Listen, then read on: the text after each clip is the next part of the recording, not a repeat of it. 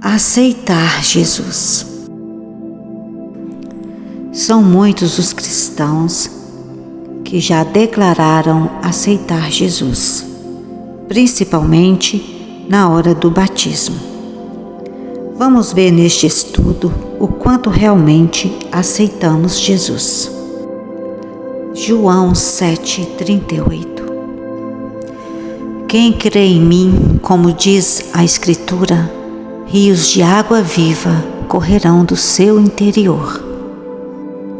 Começaremos nossos estudos a partir de João 10, 24 ao 38.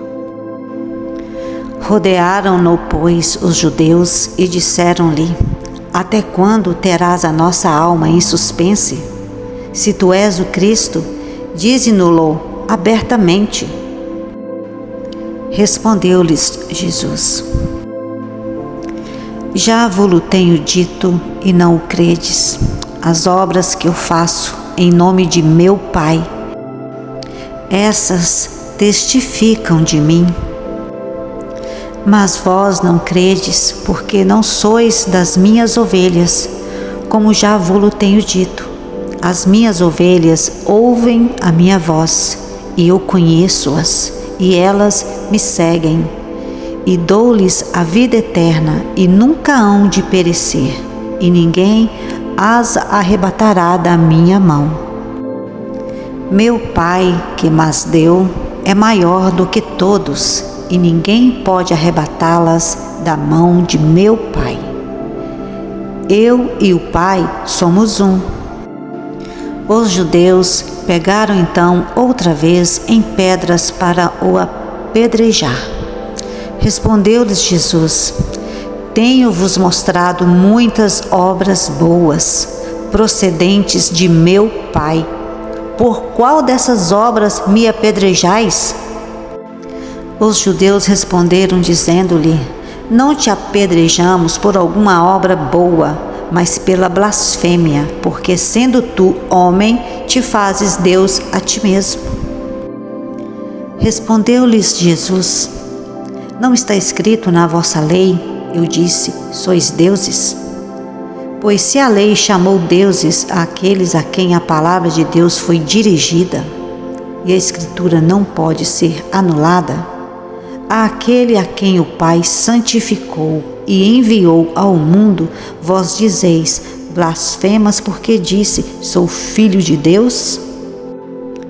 Se não faço as obras de meu Pai, não me acrediteis. Mas se as faço e não credes em mim, credes nas obras, para que conheçais e acrediteis que o Pai está em mim e eu nele. Jesus declara nessa passagem que o Pai é maior do que todos, inclusive maior do que si próprio, ou seja, maior do que o próprio Messias. E ele está falando da salvação das ovelhas. Tanto o Pai como ele prezam pela salvação das ovelhas. E o Pai, que é maior do que ele e do que todos, entregou as ovelhas nas mãos do Messias e não deixa ninguém as arrebatar de sua mão, ou seja, tirar, tomar, arrancar. Eu e o Pai somos um. Então, eu e o Pai somos um em propósito, não em igualdade, em consubstância, mas em propósito. Você vê Jesus declarando nessa passagem que Deus é o Pai dele. E se você fizer uma pesquisa, vai encontrar as muitas passagens que o próprio Jesus chama o Pai de seu Deus e Deus de seu Pai. Essa passagem, eu e o Pai somos um, em João 10:30, essa passagem é muito utilizada por aqueles que querem defender a coigualdade do Filho em relação ao Pai. Mas essa passagem é tomada fora do contexto, ela é tomada isoladamente do contexto. Eles citam apenas eu e o Pai somos um, fora da análise do contexto, para tentar afirmar um pensamento doutrinário da Trindade. Jesus não está falando nessa leitura de co-igualdade com a substancialidade em relação ao Pai, mas de propósito, para confirmar que essa questão de Jesus dizer eu e o Pai somos um é em propósito, em mente, projeto, plano. Nós ainda temos o Evangelho de João 17, que vai confirmar que essa questão de eu e o Pai somos um não é uma questão de igualdade de poder e de que Jesus seja Deus igual ao Pai. João 17, 9 ao 11. Eu rogo por eles, não rogo pelo mundo, mas por aqueles que me deste, porque são teus. E todas as minhas coisas são tuas, e as tuas coisas são minhas, e nisso sou glorificado. E eu já não estou mais no mundo, mas eles estão no mundo, e eu vou para ti. Pai Santo, guarda em teu nome aqueles que me deste, para que sejam um assim como nós. Aqui Jesus ora ao Pai, rogando pelos discípulos. Vê que o contexto da oração está igual ao contexto lá em João 10, sobre as almas das ovelhas, que o Pai entregou para ele, que são os discípulos, as pessoas que o Pai entregou para o Messias. E aí fala que todas as minhas coisas são tuas e as tuas coisas são minhas, e neles sou glorificado. Então Jesus fala de algo em comum com o Pai. E este algo em comum está claramente declarado aqui, que são as ovelhas, os discípulos. Veja agora o verso 11 de João 17. E eu já não estou mais no mundo, mas eles estão no mundo, e eu vou para ti. Pai Santo, guarda em teu nome aqueles que me deste, para que seja um, assim como nós. Olha só, Jesus está pedindo que aquelas ovelhas que foram entregues para ele sejam um com o Pai, assim da mesma maneira que Jesus é um com o Pai. Se eu e o Pai somos um, está no sentido de co-igualdade, de co-eternidade. Então, nós discípulos somos iguais em poder, coexistente, co-igualdade, co-substancialidade com o Pai também.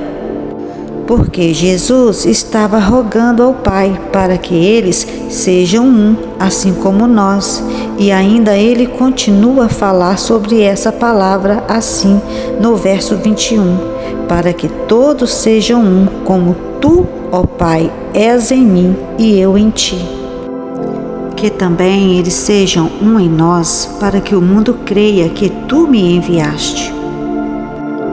Então, aqui fica mais claro ainda que essa unidade não é em igualdade de poder, não é em co-substancialidade, não é em co-eternidade, mas é em propósito, unidade de comunhão, de propósito, de pensamento.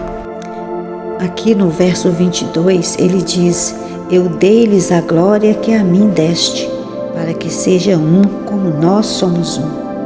Então, se eu afirmar lá em João 10:30 que eu e o Pai somos um, quer dizer que Jesus é Deus igual ao Pai, que Jesus é coeterno igual ao Pai, coexistente da mesma substância que o Pai, e também dizer que nós também somos um com o Pai em co-substância com Ele? Somos um em qualquer unidade com o Pai? Claro que não, né? Claramente vemos que não é isso.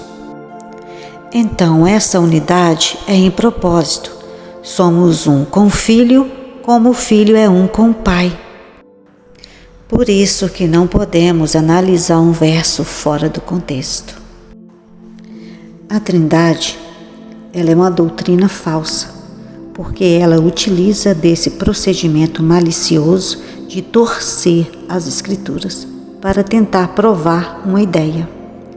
Isso chama-se torcer as Escrituras, deturpar as palavras que Jesus falou. Enfim, nós somos um com o Pai e somos um com o Filho, em propósito.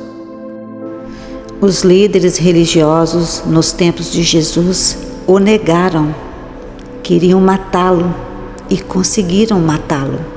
Jesus foi assassinado. Jesus nunca disse que era Deus, mas ele disse que era filho de Deus e por isso o queriam apedrejar.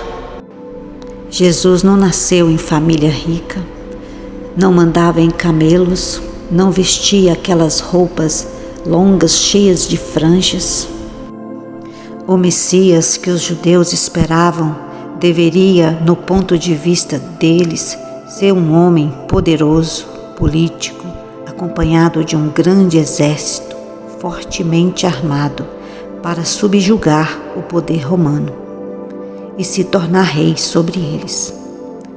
Um detalhe primordial é que Jesus era judeu da tribo de Judá. Além de homem sem posses, sofrido, rejeitado, maltratado, Jesus também ele era monoteísta, assim como os judeus o é até o dia de hoje. Dos 10 mandamentos morais de Deus, o primeiro é: não terá outros deuses diante de mim. Êxodo 23. Deuses com D minúsculo. Monoteísmo é a crença de um só Deus. Bem, na passagem João 10:30, eu e o Pai somos um, foi utilizado esse tipo de artifício pelo dogma espúrio da Trindade, isolar o texto do contexto para gerar um pretexto. Enquanto a pessoa não conhecia, estava sendo enganada, porque a gente sabe que o sistema religioso, ele engana mesmo, que o sistema religioso é a Babilônia, está enganando muitas pessoas. Então, enquanto a pessoa estiver enganada, citando eu e o Pai somos um, para tentar defender uma trindade, porque ela não examinou o contexto, não examinou toda a questão, a gente até entende, porque ela está só repetindo o que lhe foi dito, falando a mesma coisa. Mas quando uma pessoa que se diz pregador do Evangelho, mestre, foi mostrado e explicado essa verdade, e mesmo assim continua a usar João 30 para provar trindade, tentar provar igualdade de Jesus ser Deus igual ao Pai, é que essa pessoa já não está mais sendo sincera com a palavra de Deus e está usando de um falso argumento. Ela está fazendo, na verdade, o mesmo que Satanás fez com o Messias lá no deserto. Satanás citou uma passagem das Escrituras fora do contexto para induzir Jesus ao erro. E disse-lhe: se tu és o Filho de Deus, lança-te de aqui abaixo, porque está escrito que aos anjos dará ordem a teu respeito, e tomar-te-ão nas mãos para que nunca tropeces com teu pé em pedra alguma. Jesus se defendeu com a própria Escritura. Não tentarás o Senhor teu Deus. Deuteronômio 6,16. O que Satanás disse a Jesus, na verdade, estava em Salmos 91:11 e era mais simples, era só assim: lança-te daqui, porque está escrito, porque aos anjos dará ordem a teu respeito para te guardarem em todos os seus caminhos. Salmos 91:11. Algumas passagens são utilizadas pegando versos isolados do contexto para tentar provar pré-existência ou divindade de Jesus, em coigualdade com o Pai, da Epístola de Paulo. Torcem as outras escrituras para sua própria perdição. Olha só o que o apóstolo Pedro fala das epístolas de Paulo. 2 Pedro 3, 15 ao 18. E tende por salvação a longanimidade de nosso Senhor, como também o nosso amado irmão Paulo vos escreveu, segundo a sabedoria que lhe foi dada. Falando disto, como em todas as suas epístolas, entre as quais há pontos difíceis de entender, que os indoutos e inconstantes torcem e igualmente as Escrituras, para sua própria perdição. Vós, portanto, amados, sabendo disso de antemão, guardai-vos de que, pelo engano dos homens abomináveis, sejais juntamente arrebatados e descaiais da vossa firmeza. Antes, crescei na graça e conhecimento de nosso Senhor e Salvador Jesus Cristo. A Ele seja dada a glória, assim agora como no dia da eternidade. Amém. Lembrando aqui que as Escrituras eram o Antigo Testamento, pois o Novo Testamento ainda não existia. Bom, Pedro está nos advertindo para o perigo de sermos arrebatados pelo engano dos homens abomináveis. E que homens abomináveis são esses? Estes são aqueles que são indoutos, inconstantes, que torcem as outras escrituras para sua própria perdição.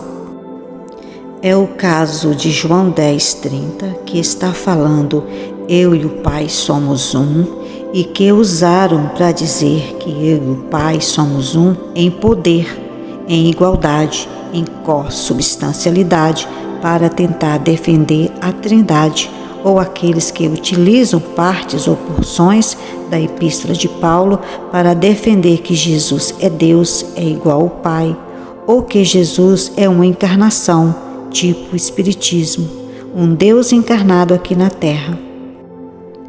2 Pedro 2, verso 1. E também houve entre o povo falsos profetas, como entre vós haverá também falsos doutores, que introduzirão encobertamente heresias de perdição e negarão o Senhor, que os resgatou, trazendo sobre si mesmos repentina perdição. Saibam vocês que a doutrina da Trindade foi introduzida há mais de 2 séculos da morte dos apóstolos. Essa doutrina da Igreja Católica Romana foi estabelecida no Concílio de Nicéia em 325 depois de Cristo. Então, Pedro já estava advertindo desses falsos doutores, e muitos seguiriam suas dissoluções. Muitos seriam seduzidos, pelos quais serão blasfemados o caminho da verdade. Então, o caminho da verdade foi blasfemado por causa dessas falsas doutrinas. Transformaram a verdade em mentira, reputaram a verdade e a chamaram de heresia, e a heresia chamaram de verdade. Por que fizeram isso? E por avareza farão de vós negócios com palavras fingidas, sobre os quais já de largo tempo não será tardia a sentença, e a sua perdição não dormita. 2 Pedro 2, versos 3. Eles sabiam o que estavam fazendo e sabiam que estavam errados, sobre os quais já de largo a tempo não será tardia a sentença, e a sua permissão não dormita. Então vocês percebem aí os motivos que os levavam a fazer essas coisas: por avareza, interesse para ter controle sobre as pessoas, interesse financeiros e em poder. Se vocês veem alguém algum mestre, alguém pregando que João 10:30 é uma prova de que Jesus é igual ao Pai em autoridade, poder e em consubstancialidade, você já está advertido que essa pessoa está enganada e enganando. Ela está torcendo as Escrituras. Ela está propagando uma ideia mentirosa. Ela está no mesmo propósito do maligno de torcer as Escrituras. Uma pessoa pode estar até fazendo isso porque simplesmente está repetindo aquilo que aprendeu no sistema religioso. Mas há teólogos, pastores, que citam sabidamente querendo defender a Trindade de forma enganosa, de forma proposital e fingida. E esses não são poucos, são muitos teólogos que utilizam João 10:30 de forma proposital para enganar. 2 Coríntios 5:19. Pois Deus estava em Cristo reconciliando consigo mesmo o mundo, não levando em conta as transgressões dos seres humanos, e nos encarregou da mensagem da reconciliação. Jesus, de todos os seres humanos que nasceram aqui na terra, foi chamado de ungido. Deus derramou sobre ele poder sem medida. Foi ungido de poder e do Espírito Santo, sem medida. Nenhum humano jamais recebeu o Espírito Santo de uma forma tão copiosa, tão poderosa como o Messias. Então Deus estava em Jesus reconciliando consigo o mundo. Jesus se tornou um representante pleno, perfeito da palavra de Deus, o representante da imagem do Deus vivo aqui na terra. Nesse sentido, ele cumpre a profecia Emanuel, Deus conosco, porque Deus estava em Jesus.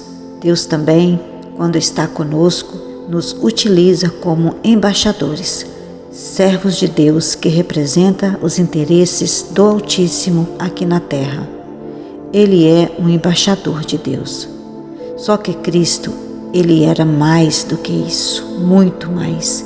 Ele era a presença do Deus vivo nele, de uma tal forma que quem olhava para ele era como se estivesse vendo o Pai. Ele era a imagem do Deus invisível. Aqui está o resumo correto de como devemos crer e aceitar Jesus, que é de acordo com as Escrituras.